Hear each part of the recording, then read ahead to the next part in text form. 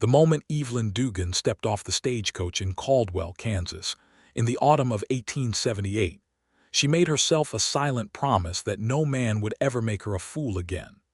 The dust rose up around her boots in little amber clouds, and the wind off the open prairie carried the smell of dry grass and something she could not quite name, something wild and unfinished, like a sentence left hanging in the air. She pressed her traveling bag against her chest, squared her shoulders beneath her dark blue wool coat, and looked down the main street of a town that was barely more than a collection of sun-bleached boards and ambition. There was a general store, a livery stable, a sheriff's office with a cracked window pane, a saloon from which a fiddle wheezed something vaguely cheerful, and a hotel whose sign had lost two letters so that it read simply, Hoel. None of it was beautiful. All of it was exactly far enough from Philadelphia to suit her purposes. Evelyn was 24 years old and had traveled alone for 6 days to arrive at this particular piece of the world, and she had done it because of a man named Gerald Whitmore. Gerald Whitmore, who had asked her to marry him in the parlor of her father's house on a Sunday afternoon 2 years prior, who had presented her with a garnet ring and a future as solid and bright as a new penny, who had then spent those 2 years slowly eroding that future through small dishonesties, through afternoons she could not account for, through the way his eyes moved to the door whenever she was talking about something important. She had held on because she was not the kind of woman who abandoned ship at the first rough water. She had held on until the morning she walked into the dry goods shop on Walnut Street and found him standing very close to Margaret Harlow, his hand at the small of her back and the garnet ring wrapped in a silk cloth on the counter between them, as though it were simply a trinket he was returning. He had not even had the decency to look fully ashamed. Evelyn had walked out of that shop, down the street, into her father's house and upstairs to her room, where she sat on the edge of her bed for 4 hours without moving. Then she rose, pulled her trunk from beneath the bed and began to pack. Her father had tried to reason with her. Her mother had wept. Her younger sister, Clara, had sat on the trunk lid and told her she was being impulsive. Evelyn had listened to all of it with great patience, and then she had hired a cartman to take her trunk to the station. She had heard about the opportunities in Kansas from her father's business correspondence, about towns that needed teachers and seamstresses and capable women who could set a place in order. She had a small inheritance from her grandmother, $340 sewn into the lining of her traveling bag, and she had 24 years of competence that had, until recently, been poured entirely into making herself suitable for a life she no longer wanted. The woman behind the desk of the Hoel was named Mrs. Aldridge, a broad, capable woman of about 50 with silver-threaded hair and no tolerance for nonsense. She looked Evelyn up and down with the frank assessment of someone who had seen many things roll in off the stagecoach. "You staying long?" Mrs. Aldridge asked, pressing a key across the counter. "I intend to stay permanently," Evelyn said, and was surprised by how solid that sounded when she said it out loud. Mrs. Aldridge's eyebrows lifted, not in disapproval but in something closer to respect. "Room's $4 a week. Breakfast is included. You'll need work if you're planning to make it permanent." "I'm aware of that," Evelyn said. "Is there a schoolhouse here?" "There is," said Mrs. Aldridge. "No schoolteacher, though. Last one left in June married a cattle buyer and went to Abilene." She paused. "Town council meets Thursday evenings at the Mercantile. You could put your name forward." Evelyn set her bag on the counter, opened the clasp, and counted out $4 with steady hands. "I will do exactly that," she said. She went upstairs, sat on a narrow bed with a quilt that smelled of cedar, and looked out the window at the street below. A wagon rolled past. A dog trotted along the boardwalk. 2 men in wide-brimmed hats stood outside the saloon, having the kind of conversation that involved a lot of arm gestures. The sky above the Kansas plain was the most enormous sky she had ever seen, going on in all directions, until it seemed like the world might simply tip over if you leaned too far. It was terrifying and magnificent in equal measure. She thought briefly of Gerald Whitmore. Then she pressed her hands flat against her thighs and decided not to think of him again for the rest of the evening. The next morning she rose at 5, dressed carefully, and went downstairs to eat the breakfast Mrs. Aldridge provided salt pork, biscuits, and coffee so strong it was practically a solid, and then she went out into Caldwell to begin the business of building herself a life. The town was livelier in the morning than she had expected. Caldwell sat at the edge of the Kishom Trail, which meant it was one of the last stops for cattle drives coming up from Texas before they reached the railhead, and it had all the energy and disorder that implied. Cowboys moved through the street in groups, lean and sun-darkened, their horses raising small storms of dust. Merchants were opening shutters and dragging crates onto boardwalks. The blacksmith was already at work, the ring of metal on metal cutting through the cool autumn air with great regularity.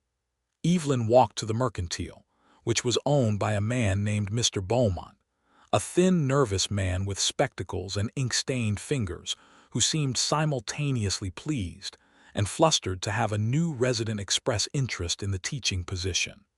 He promised to bring the matter before the town council that very Thursday. She spent the remainder of the morning at the schoolhouse, which was a single room with a wood stove, 23 desks in varying states of repair, a blackboard, and a row of windows that let in generous amounts of light. She walked through it slowly, touching the desks, reading the names someone had carved into the wood, feeling the potential of the place settle around her like something familiar. She was standing at the blackboard, running her hand along its dusty surface, when she became aware that she was not alone. She turned.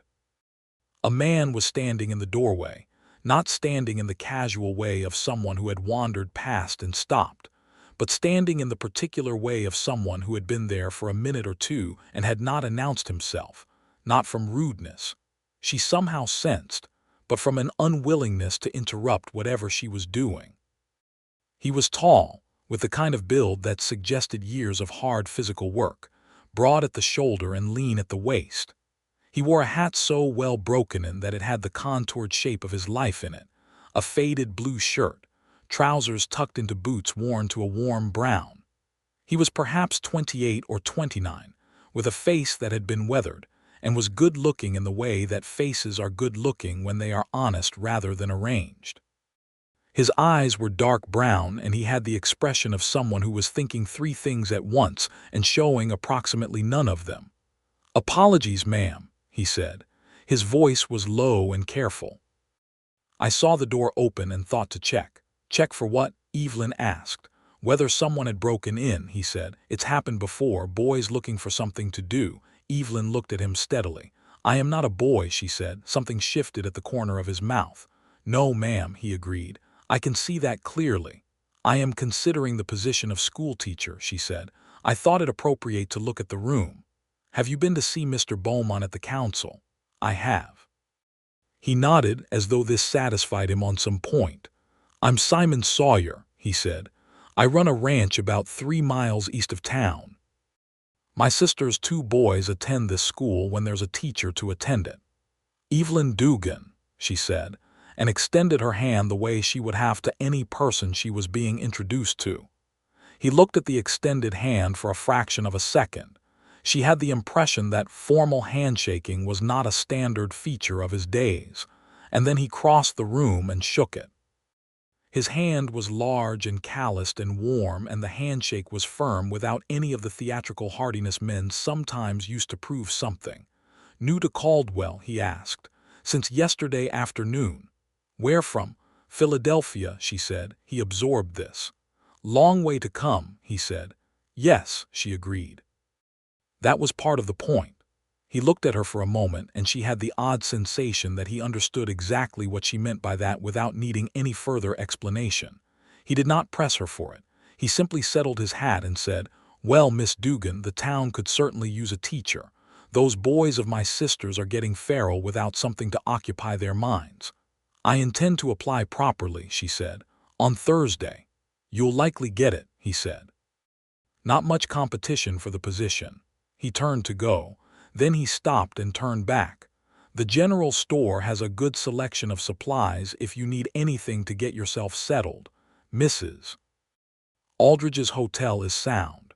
And he added, with a deliberateness that suggested he was selecting his words, "If you run into any trouble, the kind that happens to a woman traveling alone in a town like this, the sheriff's name is Dorsey. He's competent." There was something in his tone that was not condescending, she decided. It was the tone of someone who felt it was useful information and had offered it plainly. "Thank you," she said. He nodded and walked out, and Evelyn turned back to the blackboard, her hand resting on the dusty surface, and stood there for a moment longer than she needed to. Thursday came, and the town council, which was composed of Mr. Beaumont the sheriff, a man named Hartley who owned the feed store, and a rancher named Curtis who seemed perpetually exhausted, deliberated for approximately 8 minutes before offering Evelyn the position of schoolteacher at a wage of $30 per month. She accepted without any negotiation, though she privately thought the wage was low. She would negotiate again in the spring once she had proven herself. She opened the school the following Monday with 14 students ranging in age from 6 to 15. She had spent the weekend repairing 3 broken desks with a borrowed hammer and nails she purchased from the mercantile, washing the windows with vinegar and water she carried from the pump, and writing out a provisional curriculum in her neat, firm hand. When the children arrived, dusty and curious, and testing her in the small ways children test new adults, she met every test with absolute calm and clear expectations, and by noon it was established, in the wordless way these things get established, that Miss Dugan was in charge. The 2 boys who belonged to Simon's sister were named Tom and Eli Harker, aged 9 and 11 respectively. They were brown-skinned and bright-eyed, and full of the kind of energy that only needed direction to become something magnificent.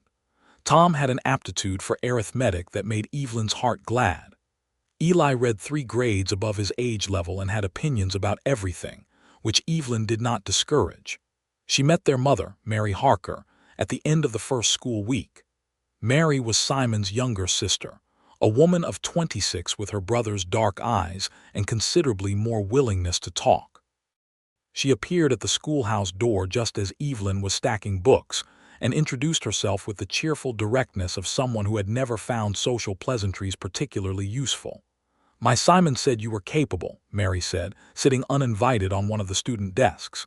"He's not usually wrong about that sort of thing." "It's kind of him to say so," Evelyn said. "He's not kind so much as accurate," Mary said, which was a distinction Evelyn found interesting. "He told me you came from Philadelphia. I'm curious why." "Personal reasons," Evelyn said pleasantly, with a finality that was not unfriendly but was absolutely firm. Mary accepted this with a nod. "Fair enough," she said. "Well, whatever brought you, I'm glad you're here. Those boys need a firm hand and an interesting mind. Their father died 2 years ago, and I've been running our farm and raising them at the same time, and there are only so many hours in the day." "I'm sorry about your husband," Evelyn said, and meant it. Mary shrugged, not callously, but with the particular shrug of someone who has fully felt a thing and arrived somewhere on the other side of it. "Simon's helped a great deal. He's been good to us." She said it simply, the way you describe a fact of the landscape. Over the weeks that followed, Evelyn began to knit herself into the fabric of Caldwell, with the same methodical patience she brought to everything.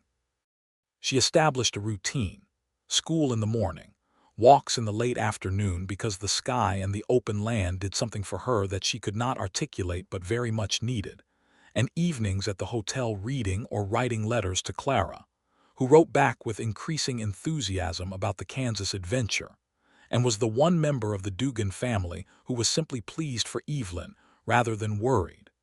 She ran into Simon Sawyer with a regularity that the size of the town made predictable.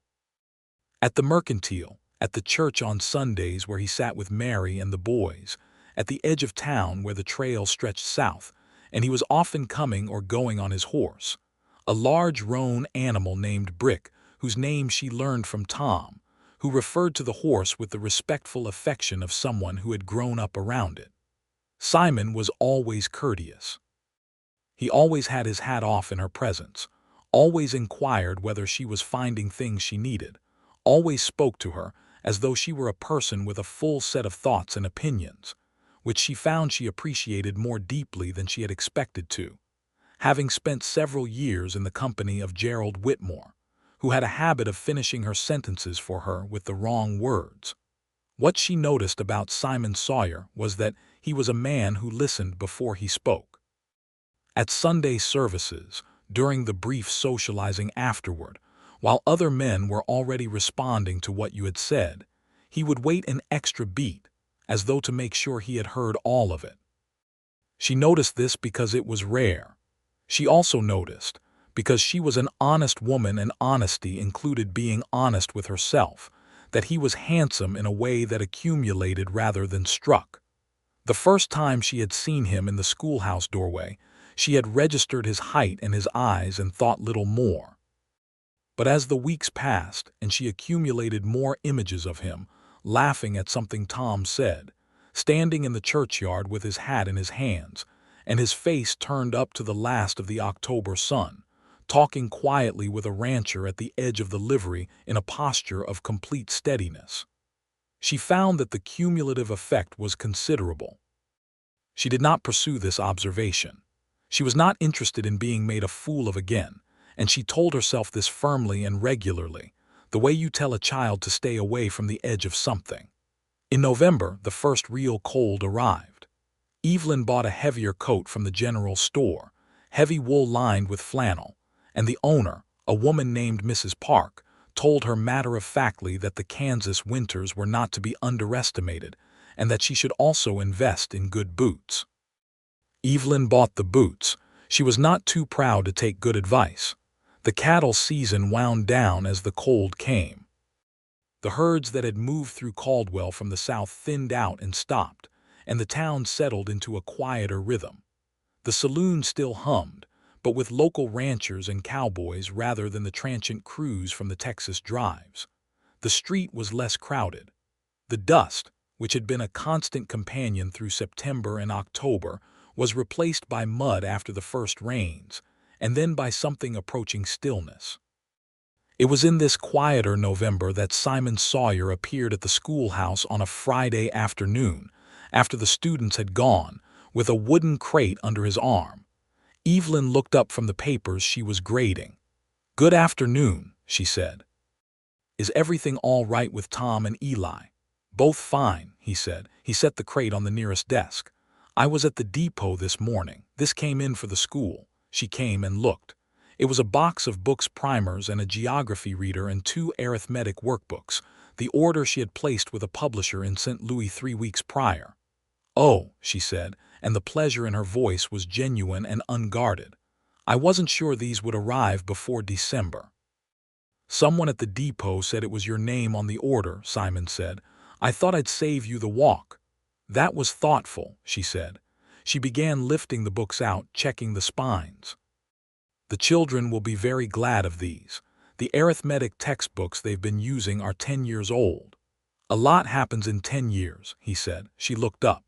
He was watching her unpack the books with an expression that was attentive and a little warm, and she thought there was something behind it that she was not quite reading. She set down the book she was holding.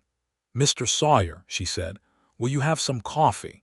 Mrs. Aldridge gave me a small pot and a tin to keep in the schoolhouse for the cold mornings." He paused in a way that told her this was not something he had expected to be offered. "I don't want to keep you," he said. "I'm grading," she said. "The company would be welcome." So he sat at the teacher's desk while she made the coffee on the small stove, and they talked. About the school, about Tom and Eli, about his ranch and the quarter of cattle he was running, about the Kishom Trail and whether it would continue to be the primary route now that the railroads were pushing further south. He talked with the comfortable intelligence of someone who had spent a lot of time thinking and not very much time performing, and she found that she had a great deal to say in return, because she had spent a lot of time thinking herself and had not recently had anyone who seemed genuinely interested in hearing it. At some point she became aware that the light outside the schoolhouse windows had shifted from afternoon to early evening, and she straightened in her chair. "I've kept you very long," she said. "I've not been kept," he said. "I've been here willingly." There was a quality to that statement that she chose, very carefully and deliberately, not to examine too closely. He stood, collecting his hat, and said good night with the same plainness and warmth with which he had said everything else. She watched him go and then sat for a moment in the lamplight, the new books stacked around her, and told herself firmly that she was building a life here and she was doing it well, and she did not need to complicate it. The frost deepened and December arrived, and with it a particular loneliness that Evelyn had not anticipated. Not loneliness for Gerald Whitmore, that particular ache had hardened into something more like resolution, and she was grateful for it, but a loneliness that was the natural product of being new in a place, of knowing people but not yet knowing them in the full and anchored way that takes time and shared experience to build. She wrote long letters to Clara and received warm ones back. She had Sunday dinners sometimes at Mary Harker's, where the food was excellent and the conversation was lively, and Tom always showed her his arithmetic experiments, and Eli always wanted to discuss whatever book he had read that week. Simon was there at those dinners, as part of the regular Sunday habit of the family. He and Mary had an ease together that spoke of a long history and genuine affection. They disagreed freely and without heat. They teased each other with the unhurried confidence of people who know they are loved. With Evelyn, he was something a little different. He was still comfortable, still plain and warm, but there was a thoughtfulness in how he spoke to her that was distinct from the way he spoke to his sister, a kind of careful attention that she felt without being entirely sure what to do with it. One Sunday in December, after dinner, they walked out onto the porch while Mary put the boys to bed. The Kansas sky was tremendous and cold, thick with stars in a way that Evelyn still had not fully adjusted to after 3 months, because the sky in Philadelphia was never this large or this generous with its light. "You still looking up at it like that?" Simon said, not unkindly. He was leaning on the porch rail, looking not at the sky but at her. "Like what?" she said. "Like it might run away," he said. She laughed, and it surprised her, the fullness of it. "I suppose I still expect it to," she said. "In Philadelphia you could see a portion of the sky between the buildings. Here it's the sky that goes everywhere and everything else fits inside it." "I've never thought of it any other way," he said. "That's because you grew up in it," she said. "I'm still learning." He was quiet for a moment, and then he said, "You seem to be learning well." She turned to look at him. He was not looking at the sky. He was looking at her with the same direct attention he brought to everything, and in the cold starlight his face had a quality of openness that was, she thought, one of the things about him that was most unsettling to her, because she was not accustomed to men who looked like that. "Can I ask you something?" she said. "And you can tell me it's none of my business." "You can ask," he said. "Have you ever been married?" He shook his head. "No," he said. "I came close once years ago." She decided she wanted a different kind of life than the one I could offer. He said it without bitterness, with the matter-of-fact acceptance of someone who has long since settled the account. "I've not been in any hurry since." "Neither have I," Evelyn said, "though for somewhat different reasons." He waited with his characteristic patience. She had the feeling he would wait as long as she needed. "I was engaged," she said, "in Philadelphia. He was not who I believed him to be." She kept her voice steady, not because the words were not real, but because she had practiced steadiness and found it useful. "I came here because I needed to build something of my own, something that was not built around or for someone else." He nodded slowly. "And are you," he asked, "building something?" "Yes," she said, and she meant it fully. "I really am."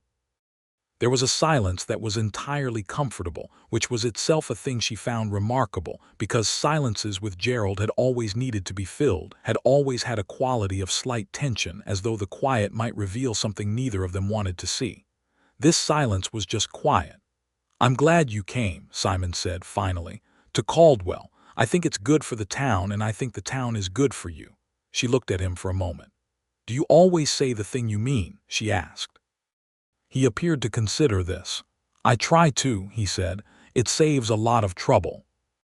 Evelyn thought of Gerald, of all the things he had said that meant other things, of the elegant misdirections, of the promises that had been built on foundations she had not been allowed to inspect.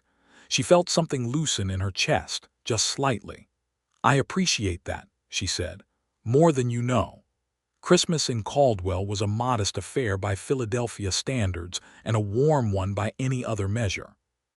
The church organized a celebration with carols and a candle-lit service, and Mrs. Aldridge cooked a turkey that was distributed among the hotel guests, and several people she simply liked. Evelyn spent Christmas Eve at Mary Harker's, where Tom and Eli put on a theatrical performance of the Nativity story that they had clearly adapted to include a cowboy among the wise men, which Simon watched with the solemn expression of someone who was only barely keeping his face composed.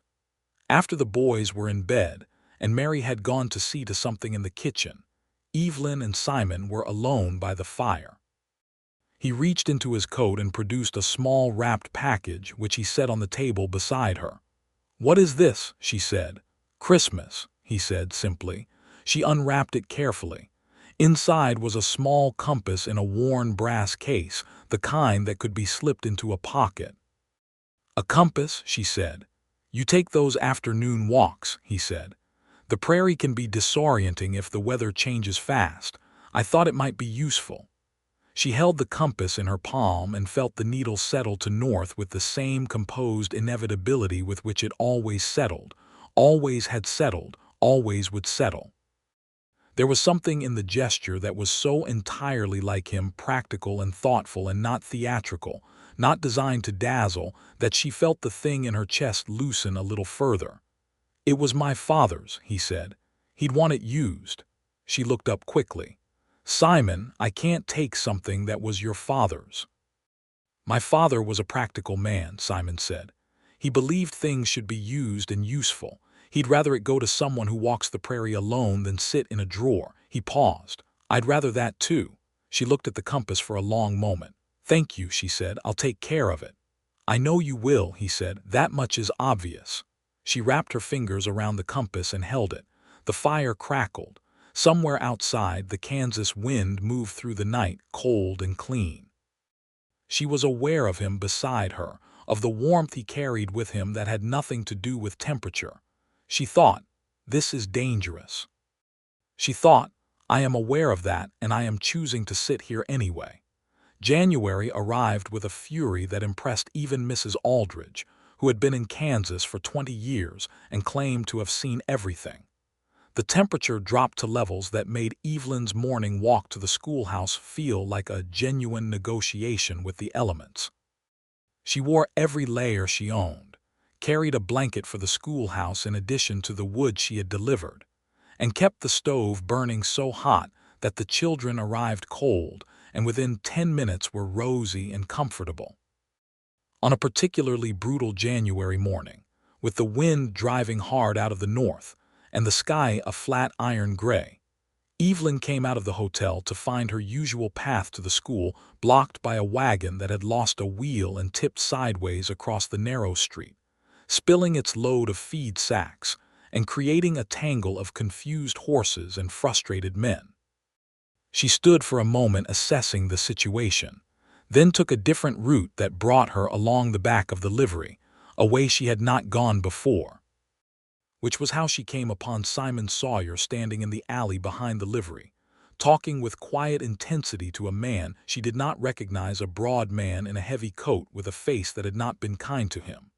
And she would have simply passed without interrupting, except that the broad man's voice carried in the cold and she caught the words "Harker land," and "You don't have a choice in it," before Simon's voice, low and flat and utterly final, said, "Yes, I do." She passed by quickly, not wanting to involve herself in something private. But she thought about it through the morning as she led the children through their lessons, and at noon she let the children outside for a brief cold recess and stood by the window watching them run, and she decided that whatever it was, it had nothing to do with her, and she put it aside. But at the end of the school day, Simon was at the door again. She let him in. He sat at the desk she had come to think of as his hat on the table, his hands around the cup of coffee she offered without being asked. "I saw you this morning," she said, "in the alley behind the livery." He looked at her steadily. "I know," he said, "I saw you. I didn't mean to intrude." "You didn't." He turned the cup in his hands. "That man was a land agent.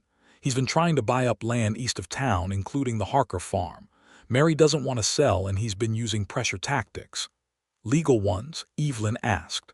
"Mostly," Simon said. "Technically. There's a loan Mary's husband took out before he died, and this agent bought the debt and has been suggesting that Mary's in breach of various terms. She's not, but it takes a lawyer to say so clearly, and lawyers cost money and time." Evelyn thought about this. "What are you doing about it?" "I've written to a lawyer in Wichita," he said, "and I've told the agent plainly that I'm watching him, and so is the sheriff." "Is the sheriff actually watching him?"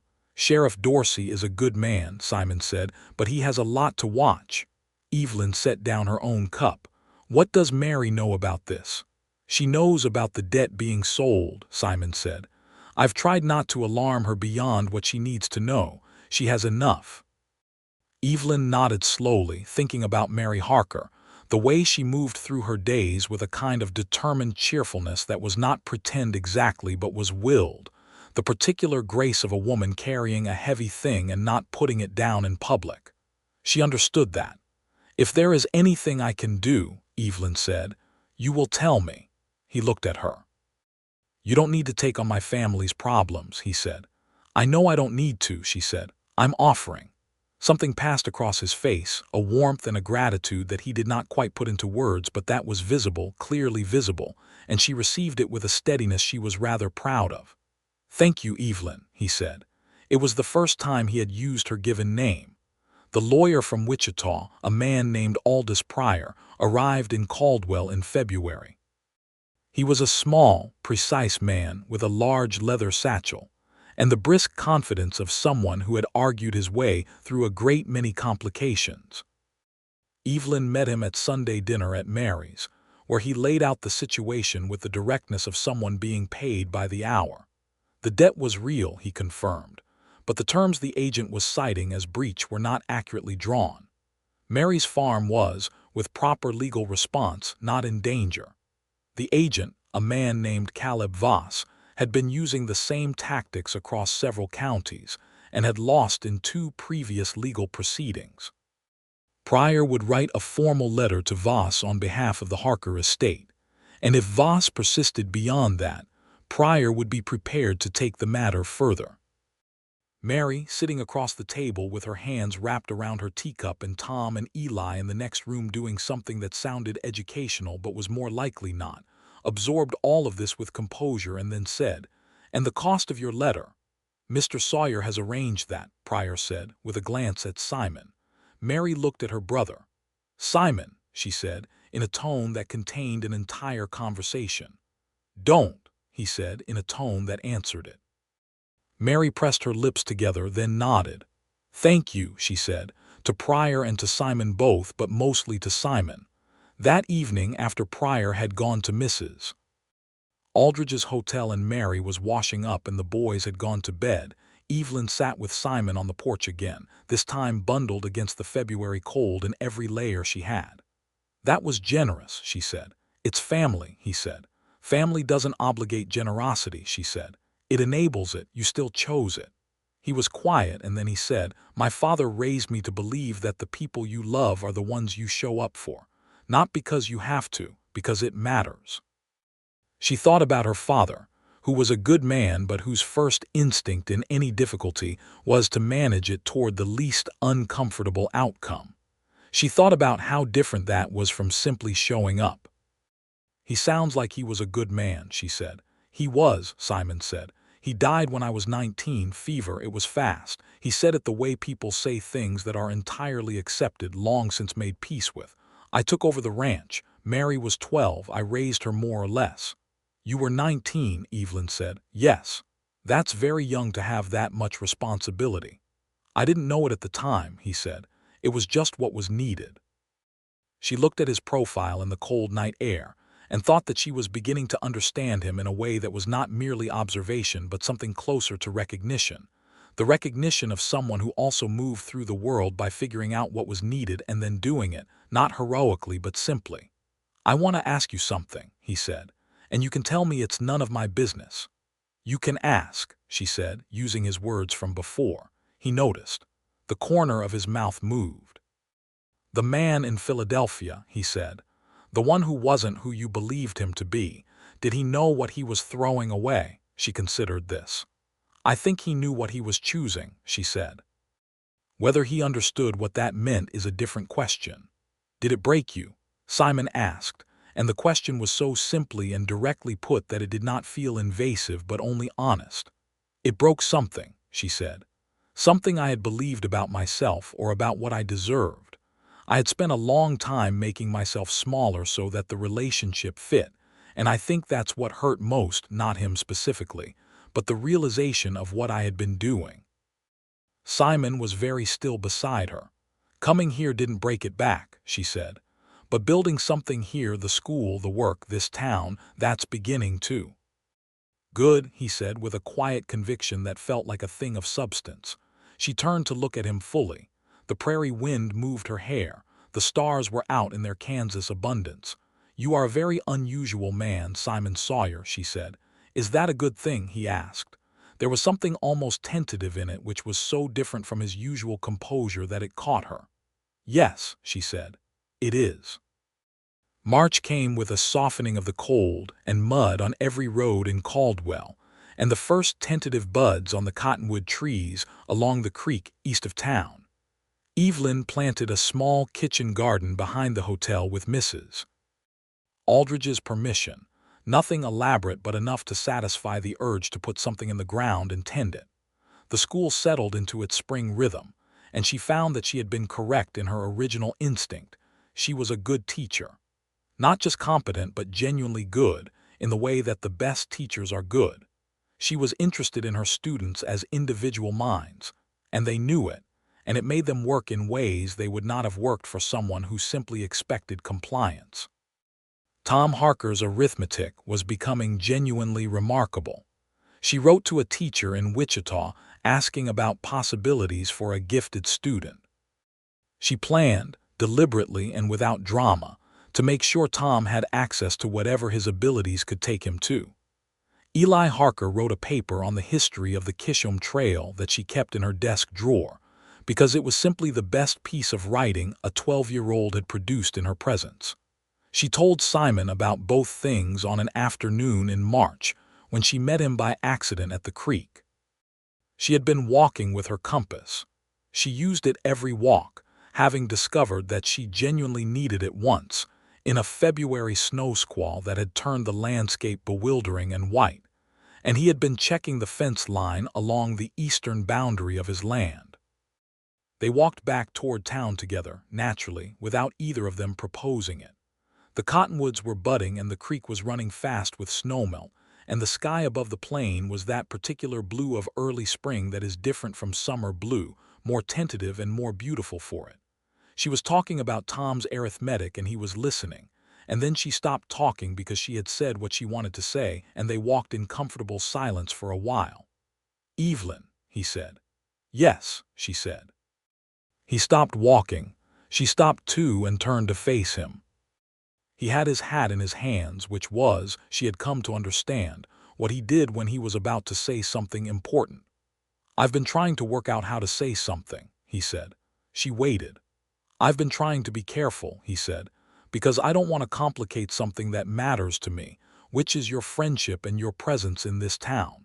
And I understand that you came here to build something independent, and I respect that completely. But I also believe in saying what's true rather than finding comfortable ways around it. And what's true is that I have thought about you a great deal more than is probably appropriate for a man who is only your friend." She looked at him. The creek ran past. A red-tailed hawk turned slow circles somewhere above them. "I'm not asking anything from you," he said carefully. "I'm not making demands or assumptions. I just think you deserve to know it plainly because you deserve honesty, whatever you decide to do with it." There it was, as plain and direct as everything else he had ever said to her. She thought about the promise she had made to herself stepping off the stagecoach. No man would make a fool of her again. She thought about Gerald Whitmore's beautiful, arranged face, and the ring he had returned across a counter. She thought about the long process of building herself back up from the rubble of that particular collapse. She thought about a compass settling to north. "How long?" she asked. "How long have I been thinking about you?" He considered it honestly. "Since that first day in the schoolhouse," he said. "You shook my hand like it was the most natural thing in the world." Something moved through her, warm and a little frightening and entirely real. "Simon," she said, "I am not a woman who moves without thought. I need you to understand that. I was made a fool of by someone I trusted implicitly, and the damage from that is not entirely healed." "I know," he said. "I'm not asking you to trust me implicitly. I'm asking you to consider whether you'd be willing to learn whether I'm worth trusting." He paused. "At whatever pace makes sense to you." She stood in the March light with the creek running beside them and looked at this man who had brought her books from the depot and given her his father's compass and shown up for his sister and spoken the truth every single time she had been present to hear it. "I would be willing to consider that," she said finally. He looked at her with a steadiness that was absolutely unperformed. "Thank you," he said. "That's enough." Spring in Caldwell opened fully in April, and the town came back to life with the warmth, and Evelyn Dugan's life in it was fuller and richer, and more various than anything she had imagined when she had stepped off that stagecoach 7 months ago. She had 14 students who were learning. She had a garden that was producing. She had Mrs. Aldridge, who had become something close to a confidant, the kind of friendship that builds slowly between women of different generations who simply respect each other's competence. She had Mary Harker, who had by April become simply Mary, with all the intimacy that implied. She had Tom and Eli, who had by April become simply Tom and Eli, which meant they argued with her freely and showed her their findings and dragged her to see things in the creek. And she had Simon, who was something she was carefully and deliberately allowing to develop without forcing it into a shape before it was ready. What she had with Simon, as spring deepened, was the accumulation of time spent together. Dinners at Mary's and walks along the creek in afternoons when he came to the schoolhouse and helped her with the practical repairs the building constantly needed, because old wood and hard winters are a combination that requires constant attention. He was good with his hands in the way that men are good with things they have been doing all their lives without thinking about it. She watched him fix a window frame and had the thought, which she noted and filed away, that she had never watched Gerald Whitmore do anything physical in her life. She also had conversations with Simon that went on until the light was entirely gone from the sky, conversations about everything. Books he had read and she had not, ranching and teaching and politics, and the growing conflict between the railroads and the cattle drivers over access and fees, the particular injustice of how this expansion of civilization across the plains had come at the cost of the people who had already been here. The Comanche, the Kiowa, the Cheyenne forced from their land by a government that talked about progress and meant something considerably more brutal. She said this plainly one evening, expecting him to defend or deflect. He simply agreed. "It is unjust," he said. "What's been done here and is being done. The fact that I benefit from it doesn't make it just. I don't know what the right answer is, but pretending there's no question is the wrong answer." She had not expected that. She looked at him. "Most men wouldn't say that," she said. "Most men haven't thought about it," he said, "or don't want to." This was, she thought, the quality about him that was the most quietly remarkable. He thought about things that were uncomfortable, and he did not arrange his thinking around his comfort. He followed the thought to where it led, and he sat with what he found. She loved him. She became certain of this on an afternoon in late April when she was walking the creek with Tom and Eli, and they came across Simon fixing a section of fence that had gone down in a night storm, and he looked up at her over the fence rail with an expression that was so openly glad to see her that it moved through her like warm water, and she thought, I love this man. Just plainly. Without drama and without qualification, and without the fear that had attended every feeling she had had for the past 2 years. She loved him. She did not say so immediately because she was who she was, but she thought it very clearly, and when she got back to Mrs. Aldridge's hotel that evening and sat at the small writing desk in her room, she wrote to Clara, I believe I am in love with a man named Simon Sawyer, who is a rancher in Caldwell, Kansas, and who is the most honest person I have ever met. I am not frightened of it. I thought I would be, but I am not. I am telling you this because you are the one person who will simply be glad for me without adding conditions. Clara wrote back within the week, I am simply glad for you. Tell me everything. In May, something happened that Evelyn had not anticipated, and that tested, more sharply than anything else had yet, what she and Simon were building. Caleb Voss, the land agent who had been pursuing the Harker farm, had apparently received Aldous Pryor's legal letter in February and had gone quiet for 3 months. In May he returned, but not to pressure Mary. He came to town and went directly to Mr. Beaumont at the Mercantile and raised a complaint about the schoolteacher. Specifically, that a woman who had arrived unannounced from out of state, with no local references, had been given a town position that should require more thorough vetting.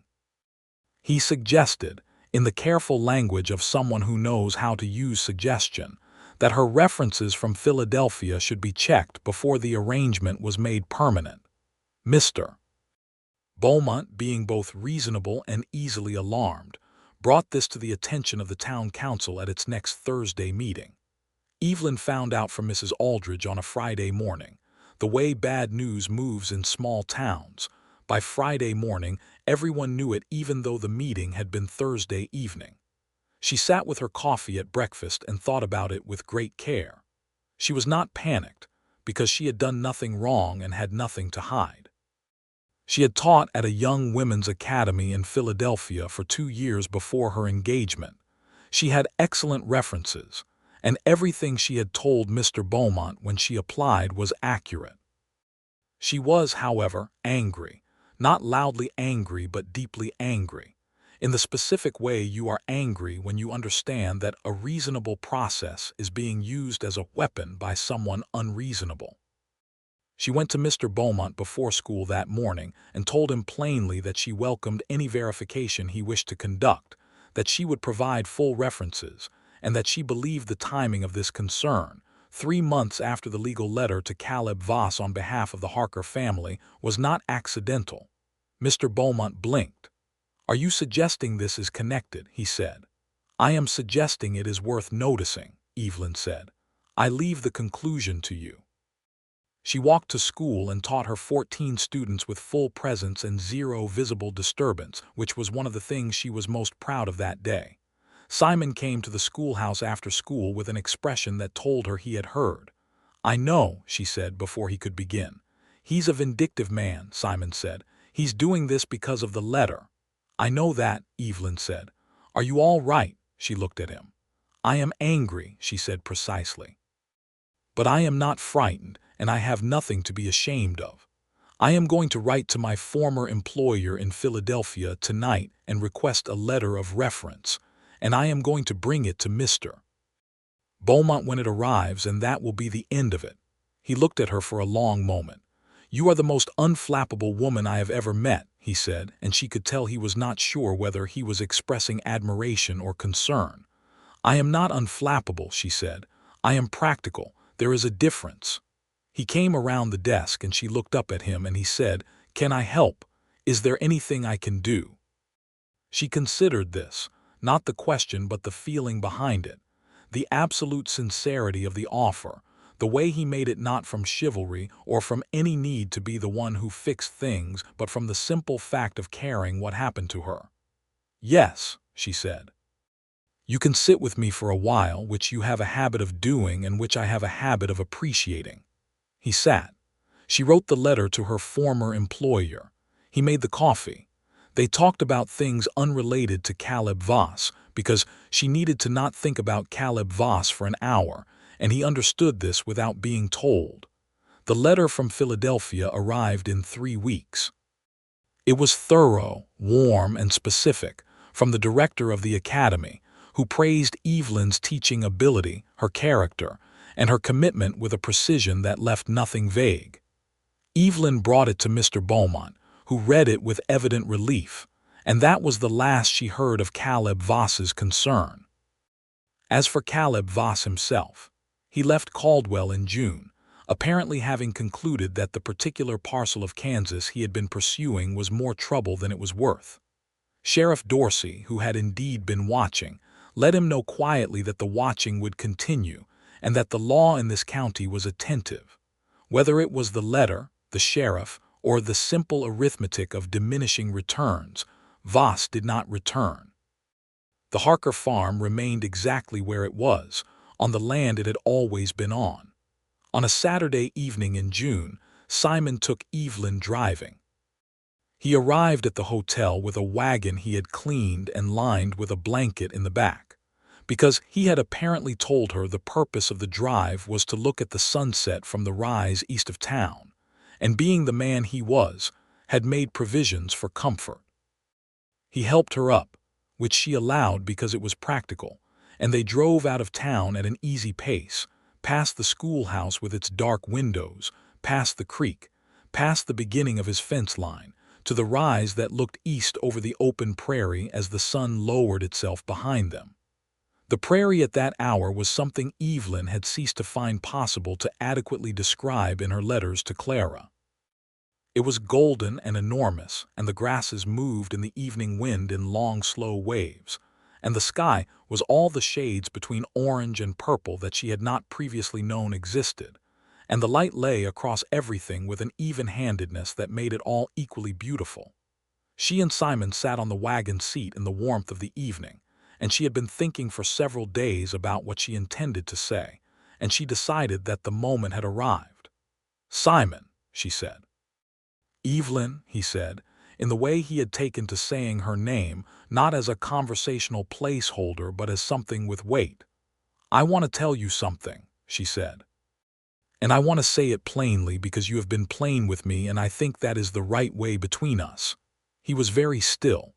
"I came to Caldwell to build something of my own," she said, "and I have. The school is mine in every way that matters. The life I have here is mine. I did not build it toward or for anyone." She paused. "But I find that I want to share it with you. Not because I need what you can provide. I am quite capable of providing for myself, and this is important to me, but because you are the person whose company makes everything more complete." He looked at her. The sunset moved behind them and the prairie glowed. "I love you," she said. "I am certain of it, and I am telling you because you told me the truth in March and you deserve the truth back." He said nothing for a moment that was not long but felt full. Then he said, "I have loved you since the schoolhouse, Evelyn, since the first day. I have been waiting for you to be sure." "I'm sure," she said. He reached out and took her hand, and she let him, and they sat in the wagon on the rise above the golden prairie with the sunset behind them and the stars beginning their nightly emergence overhead, and she thought that she had never been more sure of anything in her life. He had not kissed her yet. He did not rush to. He held her hand in his large calloused hand, and they sat in the warmth of the June evening, and after a while he said, "I want to marry you. I want to say that clearly so you know my intentions. But I want to ask you properly, not in a wagon at a sunset." She laughed, and it was the full warm laugh that she had been giving him with increasing frequency. "You are very specific about appropriate conditions," she said. "I am," he agreed, without apology. He drove her back to town as the stars came out in their outrageous Kansas abundance, and he helped her down from the wagon at the hotel, and he held her hand a moment longer than necessary, and then he settled his hat and walked back to his own wagon, and Evelyn went upstairs to her room and sat on the edge of her narrow bed, and felt completely and entirely happy in a way she had not known was still available to her. He asked her properly on a Sunday evening 3 weeks later, on the porch of Mary's house, because, as she later understood, he had told Mary he intended to, and Mary had effectively organized the conditions. There were wildflowers on the porch table, which were Tom and Eli's contribution, brought from the creek with great seriousness of purpose. Mary had found a pretext to take the boys inside at the appropriate moment. Simon had the hat in his hands when she looked at him on the porch in the long summer evening light. "Evelyn Dugan," he said, "I want to be a man worth trusting for the rest of your life. I want to build something alongside whatever you build, and I want to be there when the weather is hard and when it isn't, and I want to listen to you talk about Tom Harker's arithmetic for as long as you have things to say about it." He paused. "Will you marry me?" She looked at him, this man who showed up, who listened, who said what he meant and meant what he said, who had given her his father's compass not as a romantic gesture but as a practical one, who had sat with her in schoolhouses and on creek banks and under Kansas skies while she rebuilt herself and had asked nothing of her but honesty in return. "Yes," she said. "Absolutely yes." He put a ring on her finger, not a garnet, she noticed, but a simple band of gold with a small turquoise stone set in it, the color of the winter sky over the prairie. She looked at it for a long moment. "Where did you find a turquoise stone in Kansas?" she asked. "I ordered it from a jeweler in Santa Fe," he said. "Took 4 months to arrive." She looked at him. "You ordered it in February." "March," he said, and then with a small composed smile, "I was hopeful." She pulled him forward by the lapel of his coat and kissed him, and it was the first time they had kissed, and it was warm and real and unhurried. And when they separated, he was looking at her with the expression she had first identified in December, and which she understood now fully. It was love, plainly displayed by a man who did not know how to display anything else. From inside the house came the sound of Mary saying, "Boys, just wait another minute," followed by the sound of Tom and Eli failing to wait another minute, and the sound of the door opening, and Simon and Evelyn separated with the composed dignity of people interrupted, though neither one of them minded. Tom looked at them with the clear-eyed assessment of a 9-year-old. "Are you going to be our uncle?" he asked Simon, who was already his uncle. "I'm going to be her husband," Simon said. "Which makes me your uncle-in-law, which I don't think is technically a thing." "I'll make it a thing," Tom decided. Eli said to Evelyn, with the gravity of a 12-year-old who had given this some thought, "I'm glad it's you." She put her hand on his shoulder. "So am I," she said. They were married in August at the Caldwell church on a day that was hot and bright and accompanied by a warm western wind that was not unpleasant. Mrs. Aldridge, who had appointed herself an unofficial coordinator of the proceedings, had organized an outdoor reception afterward with tables under the cottonwood trees and food, contributed by half the town in the way that small towns contribute to celebrations, each family bringing what they did best. Evelyn wore her best dress, deep green wool that was perhaps too warm for August but which she loved and had brought from Philadelphia in the belief that she would need it someday for something. She wore wildflowers in her pinned hair, Tom and Eli's contribution again, this time with more ceremony. Simon wore a clean dark coat that she had never seen before, and his hat, which she had come to feel was as much a part of him as anything else. Sheriff Dorsey stood up as a witness. Mary stood up as the other. The preacher read the words with feeling. When he asked if there were any objections, there were none, because the only person in Caldwell who might have objected was Caleb Voss, and he was in another county. Simon made his promises in his low, careful voice, looking directly at her with the full honesty of a man who had spent his entire life meaning what he said. She made hers looking directly back, with the full weight of a woman who had come a very long way to arrive at this precise moment and knew exactly what she was choosing. The preacher pronounced them married, and the town of Caldwell responded with the enthusiasm of people who had been watching the thing develop all spring and were glad to see it properly concluded. At the reception, under the cottonwood trees with the Kansas light coming golden through the leaves, Simon danced with her to the fiddle player's best efforts, which were genuine if imperfect, and she leaned close to his ear and said, "I want you to know that I am happy. I want to say it plainly, because I know you deserve to hear it." He pulled back just enough to look at her face, and what she saw on his was the full and unguarded expression of a man whose whole life had just come into its best arrangement. "So am I," he said. Evelyn Sawyer, she considered the name. She had thought she might keep Dugan professionally for the school, and she had discussed this with him, and he had said with perfect composure, "Whatever name you use is fine with me, so long as you're the one using it," which was exactly right. "Evelyn Sawyer," she said, trying it. "I'll use it at home and Dugan at school. Both are mine." "Both are yours," he agreed. She moved into the ranch house at the end of August.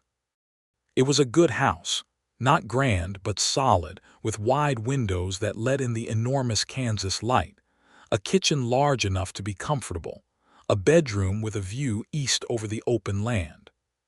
She brought her books and her trunk and her compass, and she arranged things the way she wanted them arranged, and Simon watched her do it with the expression of a man who is witnessing something he is fully glad about.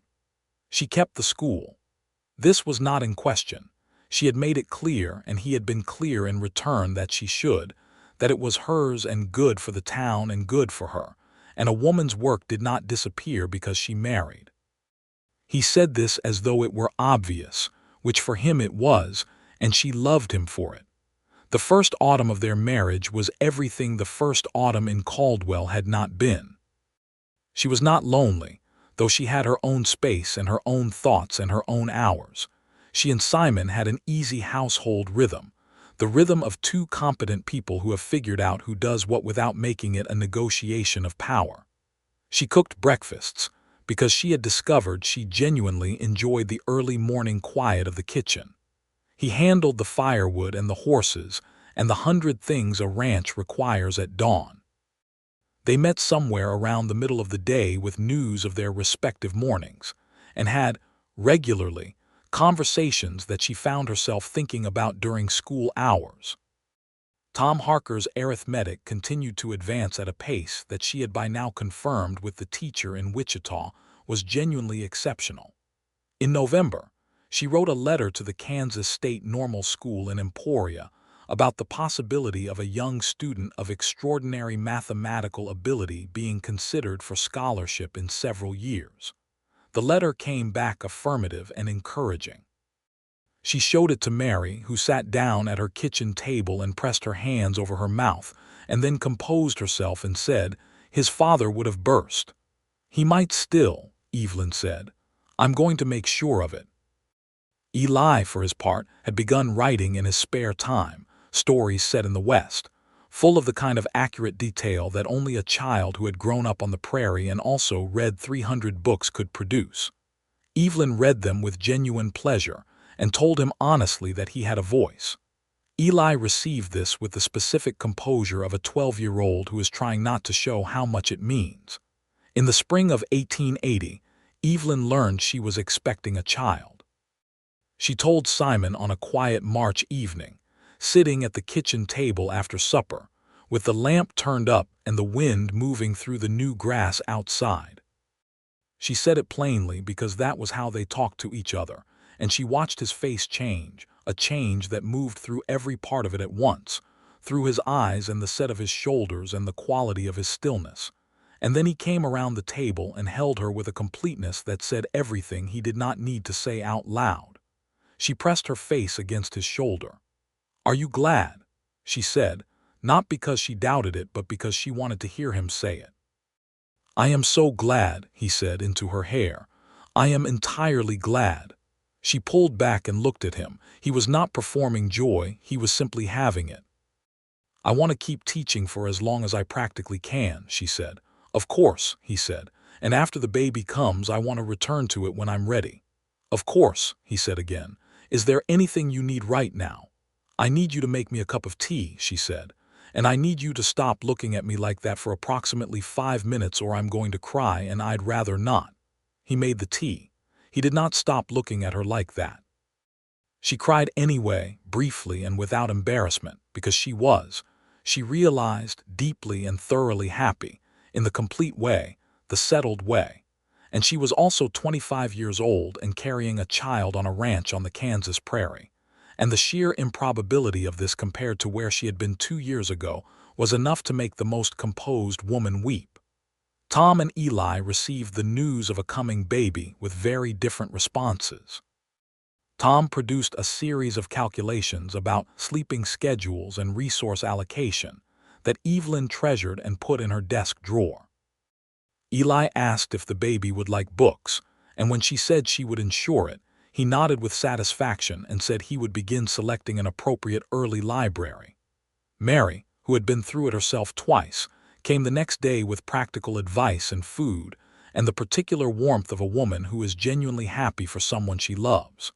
She and Evelyn sat at the kitchen table while the March wind moved outside, and Mary said, without preamble, "My brother is the best person I know." "I know I'm biased, I'm also right." "You're right," Evelyn said. "I'm glad you came to Caldwell," Mary said. "So am I," Evelyn said, "every single day." The summer of 1880 was a good one, warm and not too dry, and Evelyn taught until July when the physical logistics of it required her to stop.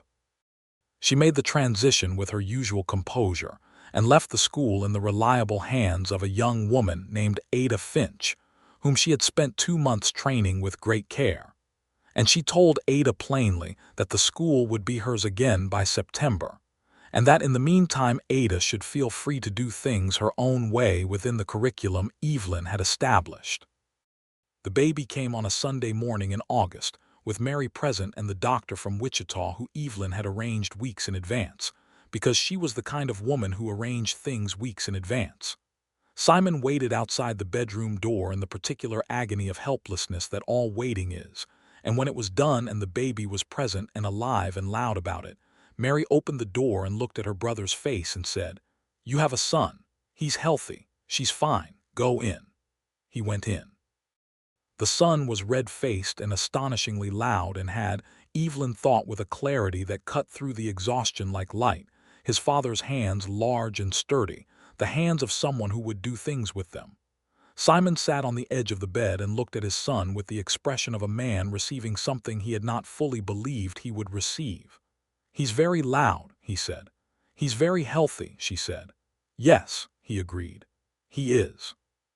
She leaned her head against his shoulder and they looked at their son together, the baby's noise filling the room, the Kansas light coming through the east window, the autumn beginning somewhere out beyond the prairie. "What shall we call him?" Simon asked. She had thought about this. "James," she said, "after your father." He was still for a moment, and she felt the response move through him, that quiet full-body response he had when something mattered greatly. "Yes," he said. James Sawyer was, from the very beginning, a forthright and energetic child who had opinions early and expressed them often. He was, as Evelyn had observed at the first moment, built like his father, and he had her eyes and her tenacity and Simon's patience when he chose to exercise it, which was not always. He slept adequately and ate enthusiastically, and by the time he was 3 was following his father around the ranch with a seriousness of purpose that was both extremely useful and slightly hazardous. Evelyn went back to school in September as she had planned, with Ada Finch's grateful handoff of the class and the children's general rejoicing at her return, which included a drawing from Tom of what appeared to be a schoolhouse on fire, though he explained it was meant to represent excitement. Life on the Sawyer Ranch in the early years of the 1880s was not without its difficulties. There were hard winters and dry summers. There were the ordinary sorrows of living, the deaths of livestock, and the sicknesses that come to children and are mostly survived, and the neighbors' losses that require showing up with food and labor.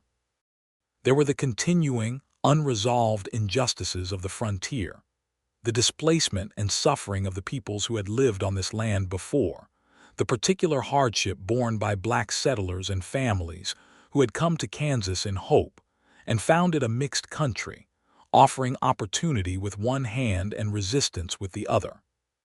Evelyn and Simon talked about these things regularly and argued sometimes about what individual people could do in the face of structural injustice, and found that their disagreements, when they had them, were always about method and never about values. She taught her students not only arithmetic and reading, but something of the world's complexity, within the constraints of what a Kansas town in 1880 would accept, and she pushed against those constraints when she could. She kept Tom Harker's ambitions alive and growing, and in 1885 she accompanied him to Emporia for his entrance examination to the normal school, riding the train with him and Mary, and watching a 15-year-old boy sit in an examination room and perform at a level that left the examining committee exchanging glances. He was admitted with a full scholarship. Mary cried the whole train ride home, and Tom was very adult about it, which lasted until they reached Caldwell, whereupon he allowed himself to be hugged in the station by his mother and his aunt and his uncle, and to look, briefly, like what he was, a boy who was going to become everything. Eli became a writer, which had never been in doubt. He moved to Kansas City in 1887 and spent the next several years writing for a newspaper, and then for himself, and the stories he eventually published about growing up on the Kansas prairie were read widely and had a quality to them, precise and honest and full of the land, that Evelyn recognized as the thing she had identified in his schoolroom compositions in 1879. She kept his first published piece in her desk drawer, next to Tom's resource allocation calculations. James Sawyer grew up with the ranch and the school in equal proportion because his mother made sure of it. He had his father's love of the land and his mother's love of ideas, and the combination produced a boy who wanted to understand everything about the natural world and who had, by age 10, read every book in the schoolhouse and was beginning on his parents' collection. He was also, by age 10, a confident rider and a capable hand with the basic work of the ranch, which Simon had taught him with the same patience he brought to everything, not demanding but expecting, the way good teaching and good parenting are the same. In 1886, a second child arrived. A daughter this time, born in the April warmth with the prairie greening outside the window, and she was small and dark-haired and opened her eyes on the first day and looked at everything with an expression of comprehensive assessment. "She's already deciding things," Simon said. "She's your daughter," Evelyn said. "What did you expect?" They named her Clara for Evelyn's sister, who had been writing faithfully for 8 years and who came to Caldwell that summer for a visit and stood in the kitchen of the ranch house and watched Simon make biscuits while Evelyn nursed the baby and James practiced knots in the corner, and said to her sister later, with the simple gladness she had promised from the beginning, "You found it." "I did," Evelyn said. "Was it what you expected?" Clara asked. Evelyn looked out the kitchen window at the enormous Kansas sky. "I didn't know what to expect," she said. "I just knew I needed to find something real, and this is." Clara Sawyer grew up to have her mother's mind and her father's steadiness, and the particular confidence that comes to children who are loved without reservation. She was also, it became clear early, interested in medicine, which was not an easy thing for a girl in Kansas in the late 1880s. But Evelyn had long since established herself as a woman who found paths through difficulty without flinching, and she brought that same commitment to her daughter's ambitions. By the time the 1880s drew toward their close, Evelyn and Simon Sawyer had been married for nearly a decade, and the life they had built was nothing like what either of them had imagined for themselves in their earlier years, and everything like what they had needed. The ranch was solid and productive, not wealthy but genuinely sound. Simon had expanded carefully, buying a neighboring parcel when it came available in 1883, and adding to the herd in the measured way of a man who prefers steady growth to risky ambition. He was regarded in Caldwell and beyond as a man of integrity, a man whose word meant exactly what it said, and when he spoke at the Cattlemen's Association meetings his voice carried the weight of someone people had learned to trust. The school had grown. By 1888, Evelyn had 26 students and had lobbied the town council successfully for a second teacher, Ada Finch, who had been her relief teacher in 1880 and who had proved herself thoroughly capable. The schoolhouse had been expanded twice, and there was a proper library now, partly funded by the town, and partly funded by Evelyn's own tireless writing of grant applications to the Kansas State Board of Education, which was not a thing that had existed 10 years ago but which existed now, and which Evelyn had, in her quiet way, helped to create through correspondence and testimony, and the kind of persistent, reasonable advocacy that eventually produces results.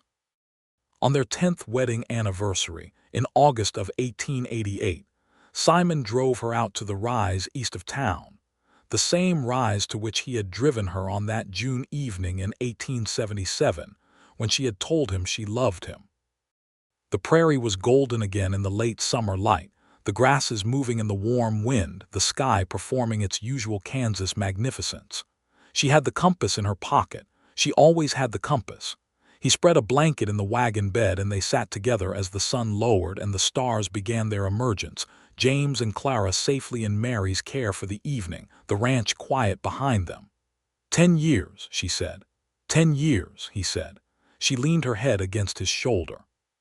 He put his arm around her, the easy completeness of two people who have shared 10 years of ordinary and extraordinary days. "Do you ever wonder," she asked, "about the other way it might have gone? If you had been different or I had been and we hadn't found our way to this?" "Sometimes," he said honestly, "and then I stop." "Why?" "Because this is what happened," he said, "and I find I'm too glad of it to spend time on the other." She turned her face into his collar. He smelled of hay and leather and the particular warmth that was simply him, that she had been breathing for 10 years and never tired of. "I came here running away from something," she said, "and I found this instead. I still think about that sometimes, the improbability of it." "You weren't only running," he said. "You were also moving towards something. You just didn't know yet what it was." She lifted her head and looked at him. In the evening light his face was the face she knew most thoroughly in the world, mapped and memorized and still capable of showing her things she hadn't seen before. "You are the best thing that has happened to me," she said. "I don't say that to diminish what I've built. I say it in addition to what I've built." "I know," he said, "and you are the same for me." Above them, the stars came out in their relentless Kansas abundance, and the prairie stretched in all directions, and somewhere East Tom Harker was completing his 3rd year at the normal school, and Eli's stories were being read in Kansas City, and in Caldwell, their children were eating Mary's cooking and probably arguing about something, and the school was there with its wide windows and its desks, and its 26 students waiting for Monday morning. The broken promise that had sent Evelyn Dugan onto a stagecoach in Philadelphia in 1878 had been, she thought, looking up at the stars, the making of her. Not the breaking itself, which had been painful and small, but what she had done afterward, the choosing, the packing of the trunk and the buying of the ticket and the stepping off into the dust and the enormous sky of a place she had never been, and the building, day by day and choice by choice, of a life that was entirely her own. And the man who had been in the schoolhouse doorway, hat in hand, who had offered her honesty and patience and the plain truth of what he felt, and who had asked nothing of her but the chance to be worth trusting. He had made her a better promise. Not in the formal sense. He had not stood in a parlor and presented a ring and spoken about futures in the language of certainty. He had made it in the small daily choices, the books from the depot, the compass, the coffee, the conversations that lasted until the light was gone, the absolute reliability of a man who showed up because it mattered to him. She had kept that promise in equal measure. She had brought all of herself, the competence and the ambition and the tenacity and the love, and she had built something that included him without being built for him, and he had done the same in return. "What are you thinking?" he asked. "I was thinking about promises," she said. And that the right ones don't feel like promises at all," she said. "They just feel like what is." He considered this with his characteristic thoughtfulness. Then he said, "Yes, exactly that." They sat on the rise above the golden prairie as the stars took their full positions in the Kansas sky, and the night was warm and the wind was gentle, and somewhere below them the lights of Caldwell came on one by one, and everything was as it should be. In the years that followed, Evelyn continued to teach and to push and to advocate for children who needed someone in their corner, and Simon continued to ranch with the steady integrity that had always been his way. And James grew up between those two examples into a young man who was both practical and curious, and who eventually studied natural science in Emporia, and returned to Kansas with a thorough understanding of prairie ecosystems that made him useful in ways he had not anticipated. Clara went east for her education, as her mother had come west for hers, and when the opportunities for women in medicine expanded in the coming decade, she was positioned to take them, which she did with the composed determination that was the particular inheritance of her family. Mary Harker lived on her farm and thrived on it, the land that Caleb Voss had tried to take from her, producing faithfully and generously under her capable hands. She never remarried, not from lack of interest or opportunity, but because she found, as she once told Evelyn with the frank honesty that was her way, that she was most herself alone with her work and her sons and her brother's family close enough to reach. Caldwell grew and changed with the decade, as all frontier towns grew and changed. The open range was closed in slowly, and the cattle drives dwindled as the railroads extended their reach south. The town became something more settled and orderly than it had been in 1878, which was a gain in some ways and a loss in others, the way all progress works on the frontier. But the schoolhouse remained, larger now and more furnished, and the library remained with its rows of books, and the children of Caldwell continued to come in from the dust and the cold and the mud to sit in the wide light of Evelyn Sawyer's school and be expected to think, which was the most generous thing she knew how to give them.